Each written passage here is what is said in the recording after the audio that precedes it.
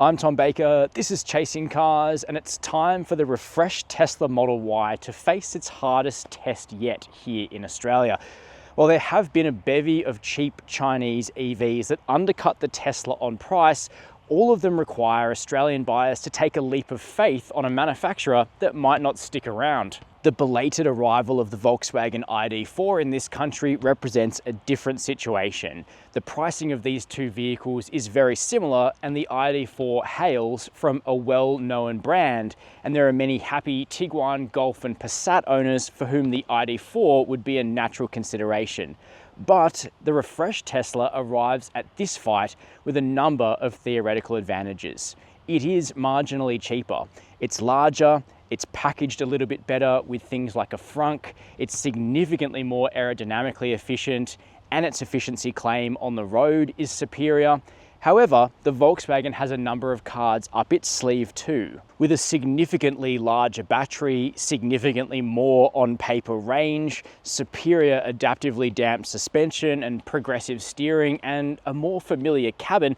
The Volkswagen ID.4 will represent comfort to many buyers at a price only just above where the refreshed Model Y rear-wheel drive sits. So this brings us on to one of the most interesting comparison tests of 2025. Who will win, Tesla or Volkswagen? You'll find out at the end of this video. But before we get started, hit subscribe. Chasing Cars, honest reviews of your next car.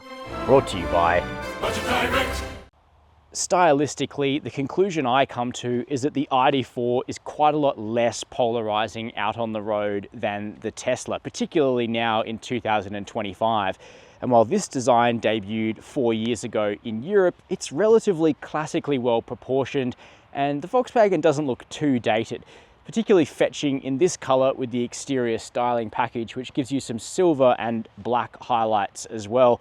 But you can let me know your favorite of the two cosmetically down below this video. Now, going behind the power tailgate of the Volkswagen, we do find some of those differences in how boot space is measured between the two cars. On paper, the 543-litre boot of the ID.4 is way smaller than Tesla's claim, but in actual fact, you look at these two boots and the amount of room is similar. Now here in the ID.4, we do get a nice convenient boot net so your things won't slide around if you've got an empty boot. We've got 60/40 folding rear seats and a ski pass-through as well. Underneath the boot floor, you've got a space for your charging cables, and you've got a bit of extra storage that goes quite deep with 2 layers, and that's a good thing because there's no frunk on the ID.4, unlike the Tesla, that has allowed Volkswagen to shorten the bonnet considerably, reducing overall length. And that's a bit of a hidden advantage of the VW. If you've got a short garage, you might fit the ID.4 in, but not the Model Y. If you're not a fan of safe, neutral colors, the $2,600 Ultra Red paint on our Model Y rear-wheel drive should be worth your consideration because it's really popping in today's autumn sun, isn't it? Now, cosmetically, the Model Y has picked up a deep revision in terms of Cybertruck-inspired styling, particularly at the front, plus this big reflective light bar here at the back. Now, I think it actually does look better than the pre-facelift Model Y. You can, of course, let us know down below in the comments. Now, we do have a power tailgate, and it will open automatically now if you have the smartphone app installed on your phone and you stand behind the car for a few seconds, a nice convenience. And we see a long boot space here with this cargo cover. Now, this is the second Model Y I've reviewed of the post facelift, I should say, and I still can't figure out how to do this in a graceful way. So please let me know down below in the comments. I'm sure one of you knows. Now, Tesla claims 854 litres of space. We think they measure all of the available space though, which is different to Volkswagen. That being said, there's a huge box underneath the floor, which gives you even more room. You can raise and lower the rear seat 60/40 with electric adjustment, which is really fast operating too. Plus, this isn't the end of the cargo room. Now we get to an advantage of the Tesla. And that advantage is in the form of a pretty big frunk. 117 litres is decent for any EV. It's all hard plastic, but it's sealed, and Tesla has added a drain hole. All of this is part of the reason why the Model Y is longer overall, particularly at the front, and the Volkswagen doesn't have one of these. And we'll start inside the Model Y, which also faces another potential headway with some buyers, which is of course the alignment of Tesla Motors with its CEO Elon Musk, whose political interests of late aren't for everyone. But I'm not a political journalist, I'm a road tester, and you're watching a comparison of two cars, and that's what you're going to get rather than political commentary. Back to the Tesla. Now, the Model Y rear-wheel drive we're sitting in is so new that it still has the plastic on the 15.4-inch touchscreen. Now, of course, we are sitting in what is a classically Tesla interior. If you own one of these cars, you've been in an Uber, a friend might have one, you'll recognize the cabin of the Model Y. But with the recent upgrade, the material quality has been improved, the sound deadening is much more significant, and all in all, this feels like a noticeably more premium space, even if it looks similar.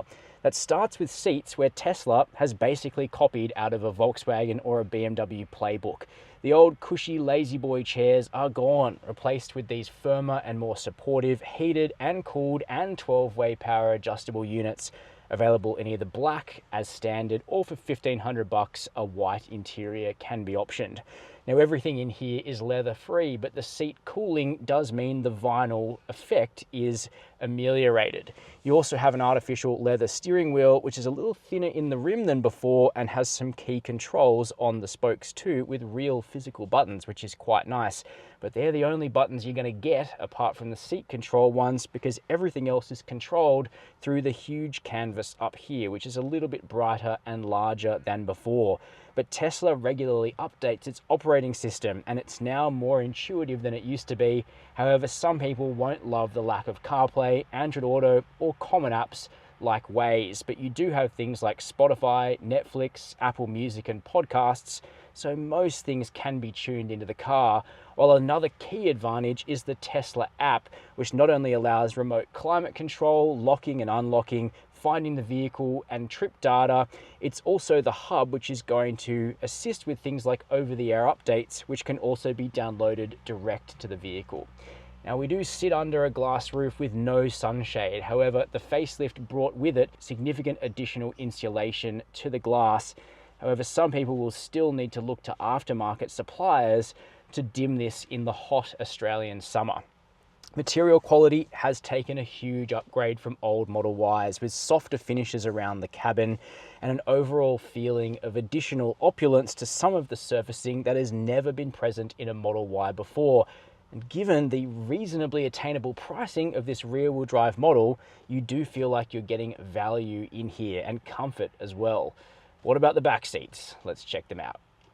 The larger Model Y also sits on a 120mm longer wheelbase, which is one of the reasons it feels so spacious back here, though we come straight to a problem many EVs have, which is a low-set rear seat base. It isn't too bad in the Tesla, but you will find backseat passengers have to splay their legs to find comfort, but headroom below the glass roof is excellent for myself at 183 centimeters or 6 foot. Legroom's tremendous, toe room's very good, and the floor is flat, so you could actually seat someone here in the center. Backseat passengers now gain an 8-inch touchscreen in the Tesla to allow them to customize climate, access things like Netflix and also games, though the ergonomics aren't perfect. So for me, this feature is more of an advantage in theory than reality. I think kids back here will be more comfortable on their own phones or iPads than kind of leaning down here, but you know, it's a nice gimmick. However, all those soft and plush materials continue right through here into the back, which is impressive and rather unlike the Volkswagen ID.4. So as back seats go, there's little to complain about here. Cosmetically inside, it would be hard for the Volkswagen ID.4 to be more different than the Tesla Model Y, because this is a cabin squarely designed to ease people out of their Tiguans and Touaregs and other Volkswagen products into full electrification without feeling weird about it. And there are a few elements of this cabin that work really well, and the first one I'll highlight is that it actually does make a difference to have a digital driver display. It's only 5.3 inches in the ID.4, which, let's face it, isn't massive, but having your speed and trip data in front of you is easier than looking over here. It just is. And I think if Tesla added that feature, they would just nip that criticism in the bud so quickly, but I understand they don't want to. You do have a big floating screen, a bit like a Model Y, measuring 12.9 inches in the ID.4, and it's pretty crisp and pretty bright, but you have to plug your phone in to use Apple CarPlay. But by the time customer deliveries start, that function will be available. And if you buy a car without it, you get a free wall box. You don't have integrated navigation or online connectivity, unlike the ID.4 overseas, and Volkswagen Australia is severely struggling to deliver this customer expectation. Unlike the Model Y, there is no remote climate, remote locking or unlocking, using your phone or smartwatch as a key, and that's a shame. I only call attention to that because Volkswagen is big enough that Australians deserve a solution to this issue, and the fact that one hasn't been found is a great shame. However, the brand says the ID.4's attributes go far beyond things like technology. So, do they? Starting with the seats, really lovely, comfortable seats here in the ID.4. Like the Tesla, there's no leather, but instead of vinyl, we have micro-fleece centers, which is really temperate and comfy and supportive and feels premium. Now, this particular car has the no-cost option Florence brown interior, and if you know me, you'll know this is what I would tick. Still power adjustable front seats with heating, although no cooling, but you do get massage for the driver as well, which is nice on those long trips. Leather steering wheel with the dreaded capacitive buttons, but it's not as much of a problem in the ID.4 because there's no button here, so there's actually less to bump as you're holding it. However, it must be said other VWs are going back to physical buttons for their steering wheels soon. Sadly, not in time for the ID.4 to get it for our market here. Material quality is reasonably nice, I would say, in the Volkswagen. It feels a cut above mainstream, but below the belt line, you will find significantly more hard materials without a soft veneer than in the Tesla, which might be a bit of a surprise. But there are some lovely touches, like adjustable storage down here, the fact you can remove things like the cup holders for cleaning, and of course these dinky armrests, which are really cool and everyone seems to like those, and they do make this car quite comfy for road trips. Also, Volkswagen clearly listened to the criticism of the fact that Model Y doesn't have a sun blind because the ID.4 does. And while the ID.4's great outward visibility and big mirrors are appreciated, it would be nice to see Volkswagen returning to its old opulence like full flockline door bins, which really stop things scratching around. Only the bottom of the bin gets that feature. The Tesla carpets the entire thing. Cabin space is not meaningfully smaller in the ID.4 despite its more usefully compact dimensions. As you can see for myself, I still have very good legroom, decent toe room, and good headroom in this car too, while the flat floor remains compared to the Tesla, so seating 5 will be possible, though you will have to check that center passengers don't kick this very low set climate panel down here, which could be on the fragile side. Points to the Volkswagen for correctly aligning the thigh angle adjustment of the rear seat base. It's simply more comfortable back here in the ID.4, plus you have things like this flip down armrest in both cars, to be fair. What you will notice, however, is that there's a big downgrade to fully hard materials on the tops of the doors in the ID.4. Perhaps not your biggest problem if you're going to be spending your time up front, but simply one area where you can see this car did have to come down to be built to a certain price. Okay, let's take our drive in the Model Y in the context of this comparison with the ID.4 Pro. Now, pulling away, straight away you can tell you're in the rear-wheel drive Model Y. Not only do you feel that push from behind you, but it's noticeably slower to launch in all conditions compared to all-wheel drive versions of the Y, which is, yeah, it sounds obvious. But the rear-wheel drive doesn't get away with the punch associated with really fast Teslas. It's much more of a sort of relaxed and linear acceleration. Yet, this is still a quick car. It will do 0 to 100 in less than 6 seconds, which is certainly fast for a family SUV. Single rear motor, of course. How much power and torque does it have? Well, technically we don't know because Tesla has never admitted stuff like that.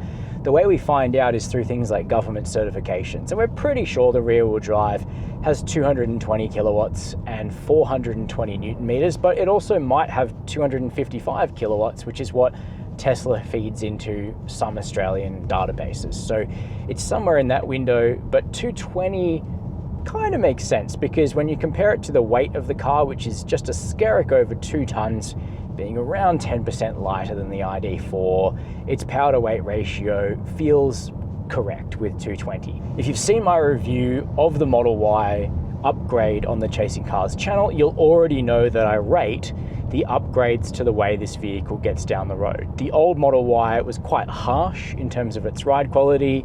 It was pretty noisy in the cabin with not enough sound insulation, and there was also plenty of sounds of things shifting around in the interior in many Model Ys, which was some degree less than luxurious. And effectively the upgrade has hit all of those points dynamically, which goes to show that Tesla really listens to that kind of feedback. That being said, the dynamics still aren't perfect. This car will suit some buyers and it won't suit others. If you're looking for a family SUV that has a relatively firm edge to the ride quality and a sporty bent, you like a car that drives in a sporty fashion, the Model Y will suit you. So even though Tesla has made the suspension more compliant, they haven't made the Model Y soft at all. And in fact, it's still one of the harder riding vehicles in this segment. The difference is it doesn't ride badly anymore because there's a significantly better balance between comfort and compliance compared to the old version. That being said, the ID.4 can go a lot softer because of its adjustable suspension and its quality adaptive dampers, but it's also able to deliver that disciplined ride that you get here in the Model Y. So the Volkswagen can do more with its suspension, but for a passive suspension with frequency selective dampers, i.e. you don't pick the damping, the car does automatically based on fluid in the damper valves, the setting that Tesla have chosen is a pretty good one, but just bear in mind, it's quite sporty. Now, for the most part, the new Model Y, particularly on 19-inch wheels and tires like this one, is able to soak up the sorts of bumps you see a lot here in Australia. But where it runs out of capacity is repeated bad bumps. And that's simply because these frequency selective dampers don't really have the smarts in them or the capability in them to respond to very rapid changes of surface and bumps and things like that on the road. It does its best, but repeated bumps, bump after bump after bump after bump, it can't quite keep up. Wow, see, you hear that? It can't quite keep up in the suspension, and so ultimately on those really bad country roads, it can still feel a touch fatiguing. Where you'll notice the biggest improvement to the Model Y's ride is actually in urban areas where the kinds of bumps that you'll get are those sorts of potholes, speed bumps that don't tend to repeat themselves one after the other like they do out here in the country. The other way the Model Y has a particularly sporty character to it is the steering, which hasn't changed much from the pre-facelift version. The steering ratio is really fast for any SUV. In fact, it's up there with sports coupes and hot hatches for just how fast the Model Y reacts to any input in this nicer to hold steering wheel. And this is also an element that can make the Tesla either a joy to drive if you're into really fast steering racks, or a little bit fatiguing on the highway. Now, some of the Chasing Cars team who've been involved with this road test noted that the steering still has a bit of twitch to it on the highway, which is to say, unless you've got the wheel pointing dead ahead, any little input, even if you're just moving your hands a touch to sort of keep them from cramping up on a long drive, you're getting a response out of the front wheels, whereas the progressive steering in the Volkswagen actually creates a more relaxed on-center feel at high speed and then loads up as you turn the wheel. The Tesla doesn't have that technology, so instead what you get is this really fast ratio all the way through the steering travel. Again, it makes the car feel quick and agile and alive and really fast to turn in, but not necessarily something you want in all driving scenarios. Where you've got to give Tesla credit is the extra sound insulation in the cabin, and I think this cabin is actually a touch quieter than the Volkswagen on the whole for two reasons. One, less road noise. It's nice and quiet in here, giving you a really good sound stage to enjoy the decent 9-speaker stereo that does outclass the 6-speaker unit in the ID.4. Refinement on the whole is good, although visibility is certainly not great looking backwards, though I love Tesla's use of blind spot cameras to show you what's next to the car when you put your indicator on. And most of the safety systems do work very well indeed, including the camera-driven adaptive cruise control and lane keeping if the camera has a good view of the road. If it doesn't, then you start getting a lot of false positives out of the system. What it's picking up is old covered up lines on this country road, lines that were painted over many years ago, but there's still a slight shadow of the line, and so it thinks it's detecting a big lane departure on my behalf and having to apply corrective action when that's not required and not correct. And of course, this is about software and processing power as much as it is about the camera getting the correct view. But these false positives are a recurring, albeit not often, feature of the Tesla, but certainly more so than the Volkswagen in our back-to-back testing. So I think dynamically, you've got to give Tesla a lot of credit for, in a big way, fixing the ride quality of the Model Y. It's still very sporty, but its blend of comfort and compliance is much better than before. The cabin's also quieter, but that significant sporty theme in here, from the harder ride to the very fast steering, will not suit everybody. But if you're someone that's into your hot hatches, or you're coming from a sporty SUV and you want to keep those characteristics, I suspect you'll like this car a lot. Okay, let's take the ID.4 Pro for a drive and see exactly how this vehicle is different to the Model Y. And the dynamics are markedly different between the pair, which is not to say that we don't like the way the Model Y drives, because we do, as you've just heard from me, but the priorities were very different with how the ID.4 gets down the road. Whereas the Model Y feels tuned to be a pretty sporty SUV, even with its newfound suspension compliance. The ID.4 is a classic, cushy, comfy country tourer. It really feels well set up for Australian roads in the suspension and wheel and tyre package department in particular, but it's also more fun to drive. How can all of that be possible?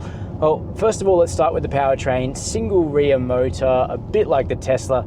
It's the new AP550 unit, which Volkswagen worked on for a number of years to bring efficiency up and also significantly increase torque. And it's one of the reasons why Volkswagen Australia waited so long to bring the ID.4 to our market. The old car had 310 Newton meters of torque. This one has 545 Newton meters, plus 210 kilowatts of power. Now, it's about 2,200 kilos, so its power to weight ratio isn't as good as the Tesla, which explains why it's slower to 100, but its cross-country pace is broadly similar. It doesn't feel like a slower car than the Model Y. 0 to 100 comes up in under 7 seconds. That's going to be fast enough for most people, I would suggest. And if you want more, there's always the GTX version, which is the ID.5 GTX with 250 kilowatts and dual motor all-wheel drive. Now, what's impressive is that all Australian delivered ID.4s have two sophisticated technologies from the Volkswagen part bin. The first one is Dynamic Chassis Control Plus, which is 15-stage adaptive dampers. This is a level of sophistication beyond the frequency selective damper used in the Tesla Model Y. As good as that damper is, this is beyond that in terms of technical interest to us. Second technology, progressive steering. So the further you turn the steering wheel, the quicker the steering becomes, which means that you're able to have a relaxed feeling on center for highway driving, for instance, and then you can build up that sportiness in the steering and that response in the steering as the driver starts twirling the wheel and getting more involved. These two technologies really define the way the ID.4 gets down a country road, just like this one. Let's start with the ride quality. It is very different to the Model Y in that it is possible to go much softer in the ID.4 than you can in the Model Y. Of course, the Model Y has no suspension adjustment. It's doing its own adjustments with the frequency selective dampers on the fly, but here in the ID.4, you can literally choose between 15 stages of damping quality in this vehicle. So you can go super soft, you can go more comfortable than comfort, or you can go very firm and in fact a little brittle. You can go further sport than sport, or you can choose something in between. And actually the sweet spot in this vehicle is directly in between. It's literally the setting that would be called normal if that existed, but weirdly it doesn't. You've got to go through the individual drive mode and pick the damping setting that is precisely in the middle. That's where the ID.4 Pro achieves a very solid balance of both comfort and compliance. But it isn't just the level of softness or firmness. it's also the amount of suspension travel, which is much greater in the ID.4 than it is in the Model Y. If you go directly between the two cars, as I've been doing today, you might even think, well, the ID.4 initially feels a bit boaty, which isn't precisely accurate. What you're feeling is greater wheel and suspension travel. In some ways, the ID.4 Pro feels like the big relaxed, Commodores and statesmen of old in Australia that were able to move their wheels up and down to a good degree in order to cope with the kinds of bumps and imperfections that are a common sight on Australian B roads. The ID.4 follows in that tradition. While it actually has pretty disciplined body control, it's not floating all over the road, it can find its way on a rough road better than many vehicles that appear to be tuned for sport, including the Model Y, because it's able to push its wheels up and down to a greater degree, so it doesn't run out of compliance as fast. The result of all that, the ID.4 feels substantially cushier than the Model Y, but still controlled, which is what you need on interesting technical back roads like the one I'm currently attacking, and on which you'll note the Volkswagen is not falling apart like a vehicle that's too soft or too boaty. Once again, I'm in my sweet spot damper setting, and the car is also in ESC Sport. And the Tesla doesn't have ESC Sport until you get to a Model Y Performance, which is a very different beast. Here in the rear-wheel drive ID.4, now that's a corner with terrible mid-corner bumps. You can hear some noise in the cabin here, but the actual control is incredible, and we get a lovely pivot under power, which is a product of the fact that the ID.4 is really torquey, so you can adjust your angle in the corners under throttle, which is to say not power slide, although you probably could if you really tried. Instead, you're just nipping at the throttle to correct your line and take some of the pressure off the tires on this car. Now, speaking of tires, the ID.4 Pro actually has a really good wheel and tire package for regional buyers. It's 19-inch wheels, but they're quite high-profile tires. It's going to insulate you from some of those square-edge bumps, which is a bit of extra peace of mind because, like almost all EVs, the ID.4 has no spare wheel and tire, so you better get some protection from that high sidewall, which you certainly do here in the ID.4. Now, I mentioned in the cabin earlier, visibility is great, and it's superior to the Tesla, particularly out the back window. There's just more glass and a better aperture there. But the safety systems have also been a little more reliable in our testing. Now, Australia gets harsh sunlight in the afternoons. I'm not saying Volkswagen systems are infallible to this because I have seen them react badly to that sun, but the combination of radar and cameras on this car does give it some extra bandwidth, and I've had fewer false positives affecting the lane keeping and also the AEB in this vehicle. Things have just worked, and the travel assist semi-autonomous highway driving feature is really nice and reduces fatigue in the Volkswagen. Well, with the driving of these remarkably different SUVs out of the way, we're now back here at the Chasing Cars test track, which means it's time for me to tell you what their real-world efficiency and range is, which could be a differentiating factor for you between these two vehicles. I performed 2 range tests on these vehicles immediately back to back in the same conditions, one on urban roads and one on the highway. We'll start with the results of the Volkswagen ID.4 Pro, which, just like the Tesla, has Type 2 and CCS charging here in Australia. Peak charging speed 175 kilowatts, which is pretty decent. The usable battery 77 kilowatt hours, and it's a nickel manganese cobalt lithium ion battery in the Volkswagen. Now, on my urban range test, the ID.4 delivered excellent efficiency, 12.2 kilowatt hours per 100 kilometers for a real-world urban range of 631 k's. On the highway, 15.7 kilowatt hours per 100 kilometers, which is still pretty decent for a vehicle of this size for a real-world highway range of 490 k's. However, because the ID.4 has an NMC battery, the commenters often want me to say that you should only charge it to 80% most of the time, which would be a town range of 504 kilometers to 80%, a highway range of 392 kilometers to 80%. Now, here's why I think that comment is a little irrelevant. While you're right, you should charge this car to 80% most of the time, on the odd occasion where you do need to use the full range or close to it, it's your car. It's your battery. If you can tolerate a microscopic additional amount of degradation for charging it on a one-off basis to 100%, then you can do that. That's totally fine. Servicing on the ID.4, you can buy care plans up to 10 years on this car for a reasonable price in order to lock in your maintenance. The warranty, 8 years, 160,000 kilometers on the battery, 5 years unlimited kilometers on the vehicle. Now to the Tesla. If you live in an urban area, it's a big win that the Model Y's charging port is actually on the curbside. If you're going to use something like telegraph pole chargers, which are starting to pop up here in Sydney, Australia, on the ID.4, your cabling would be out into the road, whereas here on the Model Y, it would be right at the curb, which is nice. For Australia, no NACS port. We have Type 2 CCS, just like almost every other EV sold here. 175 kilowatt peak charging as well, though 10 to 80% in the Model Y is faster because the usable battery is smaller. 60 kilowatt hour usable battery is a lot smaller than the ID.4. You can get a long range version of the Model Y with all-wheel drive for 10 grand more, but of course we're focusing on rear-wheel drive cars today. The chemistry of this battery is lithium iron phosphate, which tolerates being charged to 100% every time, better than NMC. But how do we go on the range test? Well, this is where Tesla should be ahead, and it is. On the urban test, outstanding efficiency for an SUV of 11.0 kilowatt hours per 100 kilometers for a real-world town range of 545 Ks. And because the LFP battery can be charged to 100% every time, that's the range that you really can get without feeling bad about sustained degradation. On the highway, of course, a little bit thirstier, but only a little bit.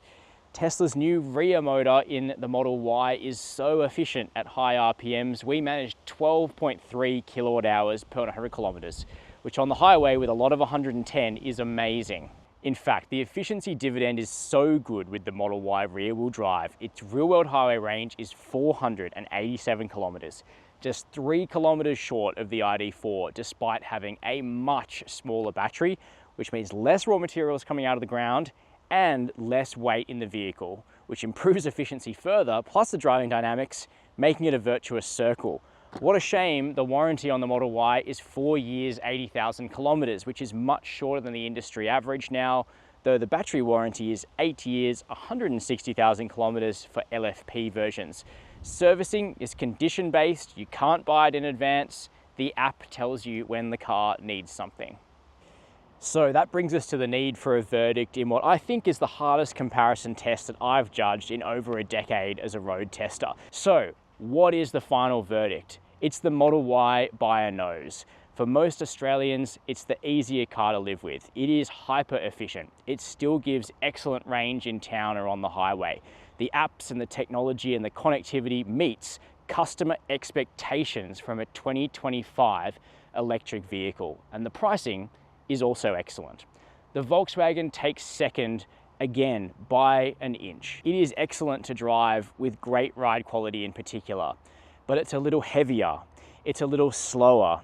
It doesn't have its technology situation properly worked out in the way that Australians deserve. The packaging is a little behind without things like a Frunk, which is just a nice extra convenience on the Tesla.